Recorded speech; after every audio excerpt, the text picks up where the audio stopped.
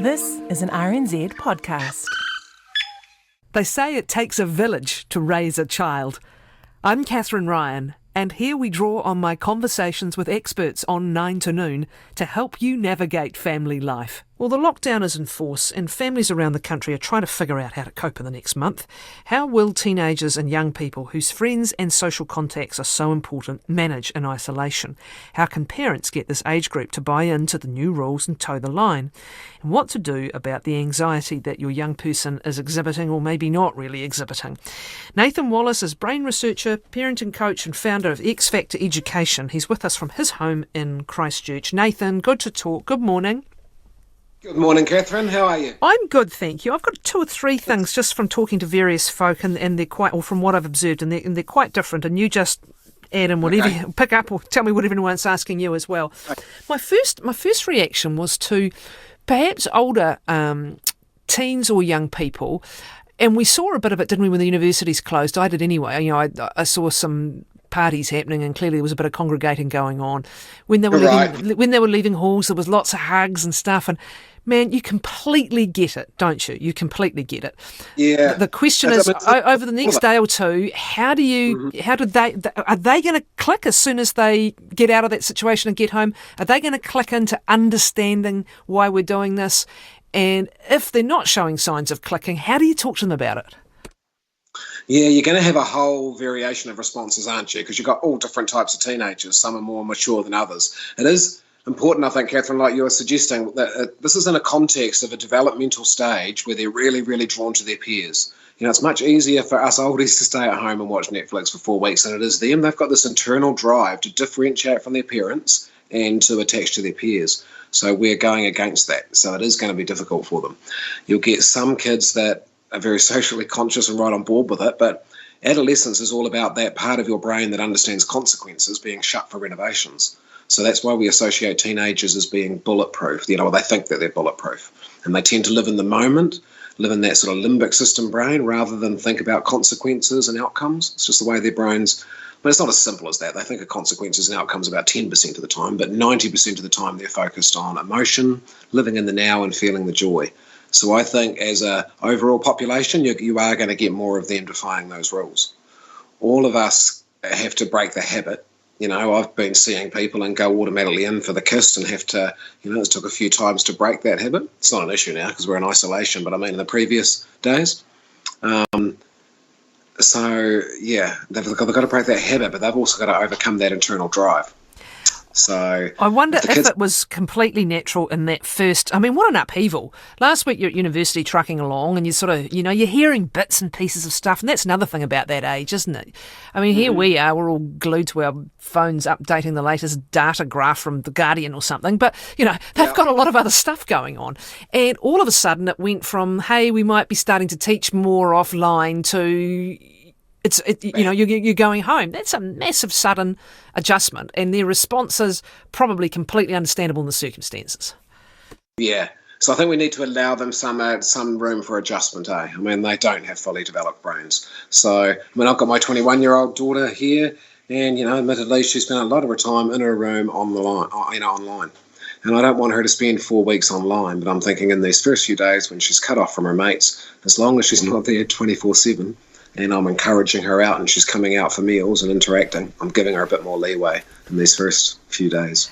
I think the other thing, before we get into the various ways that anxiety and uncertainty get expressed in young people, I saw another thing, and it occurred to me, I saw a bunch of, a couple of cars actually pull up somewhere I was out walking. It's a common place for people to sort of congregate, and it was right after the lockdown was announced, and, you know, they were young guys, and they were out sort of having a beer and yarning, and then another car came up and there was a fist bump and a hug.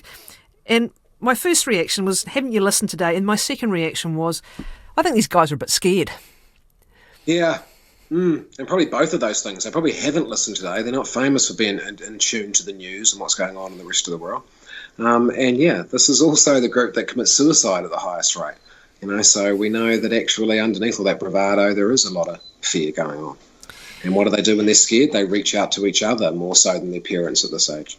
And a little bit of denial for a wee while as well, which is, oh yeah, I'm not doing this, I don't have to do this, it's not going to affect me. That's the other thing, that's the difficult conversation also. And I actually think many and most will click in pretty quickly. I've just got a gut instinct about that. Feel free to put some stats and research in the way. But I think that's the other thing. They're in their invincibility stage. Stuff doesn't happen to me. Why do I have to worry about not going here or not doing this or not hanging out with my good mate? It's not going to happen to me. And you're trying to have a conversation that actually it's not even really about what might happen to you. It's a different conversation. You've got to try and get them to understand the bigger picture, to see that it's all about, it's about the welfare of the community and you doing your part. What's working on our side is that the teenage brain is so affected by the environment it's in. There's a clear body of research that shows your kids' behaviour is massively affected by the people they hang out with. Just like our parents said, we're influenced by our peers. There's a research base to show that now. These kids are not going to be so much hanging out with their peers. They're going to be at home with their parents. And we live 90% of the time in our frontal cortex. So if we can remain calm, that good modelling with the kid, have a good conversation with them, it's actually the prime opportunity to exercise their frontal cortex. I said it's there 10% of the time, even when they're in the middle of adolescence. It doesn't disappear because the kid can still talk and still tell the time and stuff, so it's still there. It's only programmed 10% of the time. Now they're going to be at home with mum and dad. There's a chance to increase that to 20-30%. And that's the part of the brain you're going to need to convince that it's not about them, that their actions are going to impact on other people. So it's about everyone acting as one. So that's one possible situation. The other's the complete inverse and probably actually more common, which is total COVID overload. And I was talking the other day to a fantastic flat of students in Dunedin who are inundated now. The first thing they said was, look, we're stuck at home. Let's see what we can do to help some, elderly people, deliver some groceries. They got as flash as saying, let's do this, do the online transactions. So good faith, we'll go and buy your groceries and you pay us online. All brilliant stuff.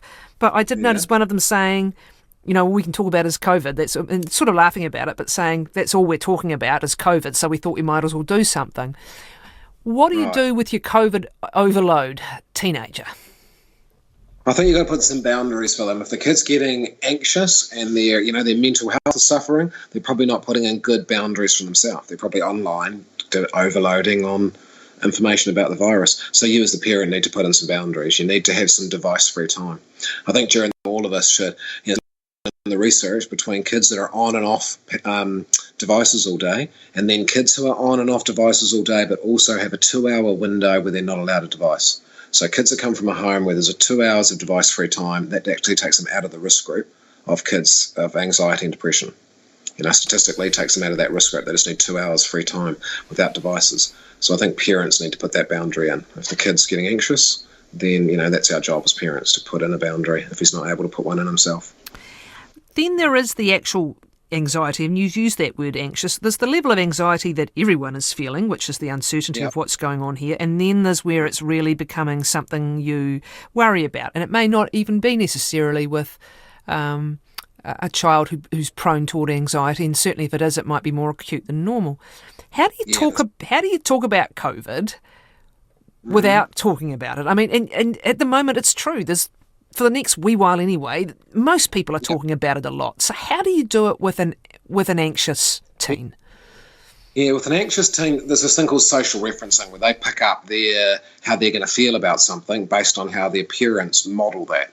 So heaps of it is in just making sure that we don't freak out in front of them, that we model being resilient, because resilient means that you talk about taking action. It's like the brain just chooses between two pathways, panic or take action. So if you want to model resilience, you've got to model the taking action part, not the resilience part.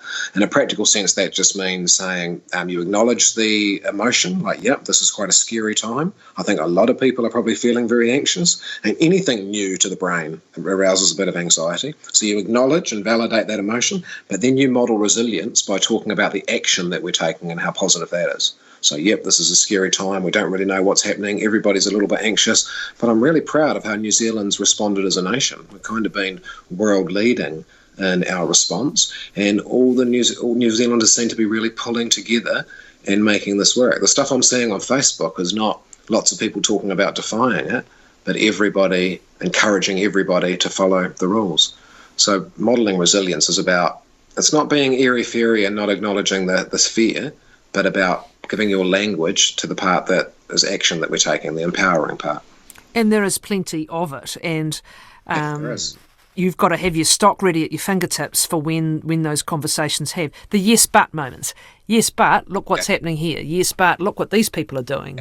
But just be careful that you don't go too quickly to the but, because kids live in such an emotion. Really should do twice as much of the emotional validation as you do of the the positive stuff. So if I'm going to say, oh yeah, but New Zealand's responded really well, we're world leading, and I'm going to talk for 30 seconds about how well New Zealand did, I should have spoken before that for 60 seconds just talking about that emotion and what anxiety feels like, and it's okay to feel that, and that other people are feeling that. Just the way their brains are wired, you need to do twice as much emotional validation as you do advice giving. Whereas on automatic pilot, we tend to go the other way around. We tend to go do that yes, but. And then our but goes for a long time, and the yes, which was our validation, was very, very short. So we need to make sure that the validation is longer than yes. That's probably the best thing you're going to say today, and it's a constant reminder, isn't it? First, validate how they're feeling, and give it plenty of time to validate how they're feeling, accept how they're feeling, and then when you're trying to redirect to something positive, it comes after. So wise. It means they will listen to you, because it really is that old thing that our grandparents said, children do as you do, not as you say. So if you want them to listen to you, then you have to model listening to them, because, and 90% of their worldview is emotion. So if you don't speak to that emotion really, really clearly, they don't feel listened to. If they don't feel listened to, they're not likely to listen to you. Just an email here that I think probably we've largely addressed. For teens and young adults that are struggling with anxiety and or don't have strong social networks, isolation could be a strong breeding ground for increased risks or rates of depression and suicide, especially as we already have high rates among our young folk. What suggestions do you have for parents to connect with their teens when maybe that's not the parents' forte? It seems parents working on their own inability to connect at this time will be integral to holding their children through this challenging time.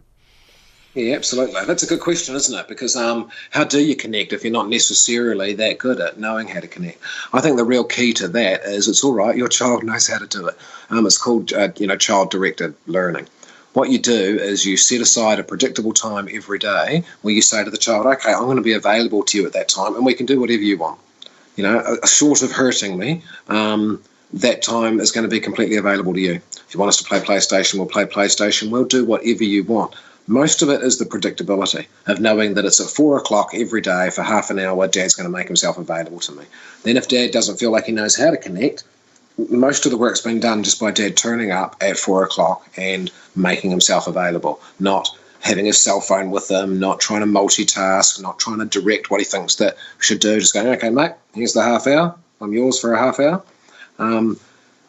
That sense of control for kids gives them, and that sense of autonomy massively serves to calm their brainstem. It massively serves to make them feel connected to the parent. Because most of the time the child's experience of their parent is to be corrected, to be told what, to be someone that's got authority over you. And it's a very one-way type of conversation. To enhance the quality of your communication, have a break from that and have a half hour on a regular, predictable basis where you just make yourself available to the child and they sort of take on the parent role. Routine is obviously out of whack right now. Is there a value in trying to establish and keep to some kind of routine with your teen? Could you speak to it? Absolutely. And it's remembering that, it's really hard to give one size fits all for teens. There's a huge variety. So you're going to have some teens that are really focused on routine and they're just about going to want to, replicate their school day and be getting up at the same time and, doing their homework study. And then there's the other end of the spectrum as well. But for all of those people, definitely routine's important. We just talked about how important predictability is to the brain. So that regular routine is going to give them that sense of stability. Routine is a rhythm, though, not a clock. It doesn't mean that they have to continue getting up at 7:30 and they have to continue doing everything at the same time, but they need to do things at a regular time. So you might decide that actually your teen needs more sleep. Lots of brain development happens during sleep. So it might not be that the key that he's getting up at 7:30 now and going to bed at 10. You might let him sleep until 9. But I wouldn't let him sleep till 12 and be staying up till 3 in the morning and getting the rhythm all out. It has to be routine and regular. So if he's going to 9 every morning, but still maintain a regular bedtime, still maintain regular food times, because it does really help. Nathan, fabulous. Come back and talk again soon, will you, please? Cheers, Catherine. Take care. Nathan Wallis. Okay. He is brain researcher, parenting coach and founder of X Factor Education.